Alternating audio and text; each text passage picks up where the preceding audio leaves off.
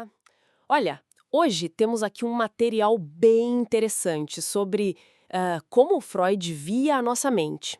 É um trecho de um e-book, Psicanálise, Id e Ego, Superego. E a ideia é a gente explorar juntos a segunda tópica de Freud, né? O id, o ego e o superego. Ele já tinha falado da primeira tópica, inconsciente, pré-consciente, consciente. Isso, que era mais sobre onde as coisas aconteciam na mente. Exato, mas essa segunda tópica aparece mais fundo, né? Mostra o que são essas estruturas, como elas, tipo, funcionam juntas. É uma complementação, não uma substituição. Traz a dinâmica da coisa. Perfeito. Então, vamos começar pela base, pelo id. O que essa fonte diz sobre ele? Essa parte tão primordial. Bem, o id é isso mesmo, a estrutura mais original, totalmente inconsciente. É, assim, a fonte das pulsões da nossa energia psíquica bruta. Ele opera pelo que Freud chamou de processo primário, né? E é totalmente guiado pelo princípio do prazer. Prazer imediato, a qualquer custo, Exatamente. quer satisfação agora. Não tem lógica, não tem moral, nem noção de tempo. É pura energia inicial, assim, meio caótica.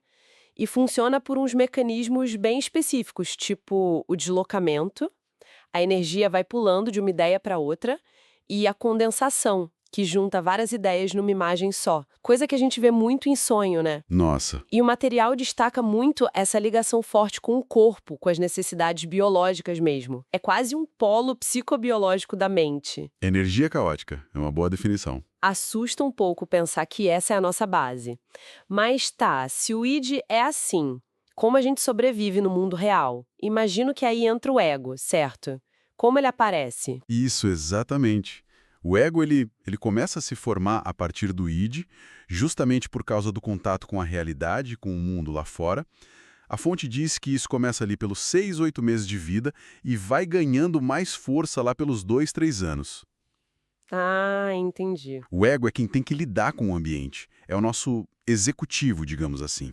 Só que ele aprendeu a negociar. Ele funciona pelo princípio da realidade. Que seria. Aprender a esperar, né? Adiar a gratificação, tolerar um certo desprazer para conseguir as coisas de um jeito mais seguro e eficaz no mundo. Faz sentido. Aquela analogia que a fonte usa, do cavaleiro ego tentando domar o cavalo id. Sim, Parece descrever bem essa tensão, né? é uma imagem ótima, descreve muito bem. E para conseguir fazer isso, o ego desenvolve ferramentas, né? A percepção, a memória, o controle motor, o pensamento mais lógico. E ele também se forma por um processo chamado identificação. A gente vai, tipo, absorvendo características de pessoas importantes para nós, como os pais. Uhum. E um ponto-chave que às vezes a gente esquece. Uma parte do ego também é inconsciente. É lá que ficam os mecanismos de defesa. Ah, as defesas. Aquelas estratégias que a gente usa sem nem perceber. Exato. Para se proteger da ansiedade, dos conflitos internos, aquelas desculpinhas ou quando a gente vê no outro algo que é nosso. Acontece direto, né? Totalmente. Fascinante.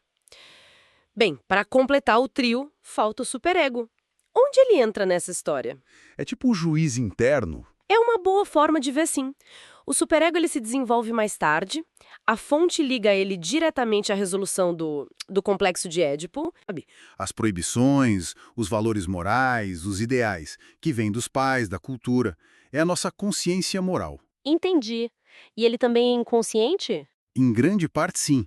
Assim como o id e uma parte do ego. Ele é responsável por aquela voz crítica que a gente tem. A culpa? A culpa, exatamente.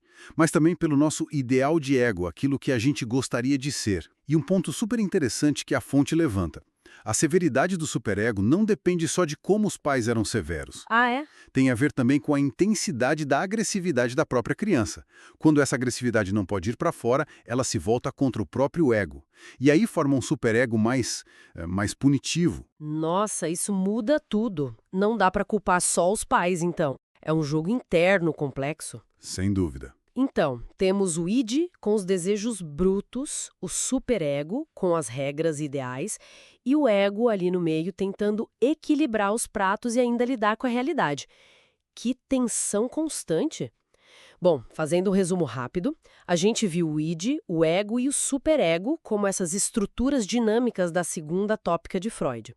Vimos que isso não apaga a primeira visão, consciente, pré-consciente, inconsciente, mas adiciona camadas, né? Explica a função e a interação. Isso. E como o ego e o superego se diferenciam a partir do id, moldados pela realidade e pelas nossas primeiras relações. Exatamente. E acho que fica uma reflexão interessante, né? Como que entender essa dinâmica interna, essa tensão constante entre as pulsões do id, a mediação do ego e as exigências do superego? Uhum. Será que isso pode nos ajudar a entender melhor nossas escolhas, nossos conflitos, até as motivações que muitas vezes nem a gente percebe que tem no dia a dia? Fica aí pra gente pensar. Olá! Olha, hoje temos aqui uma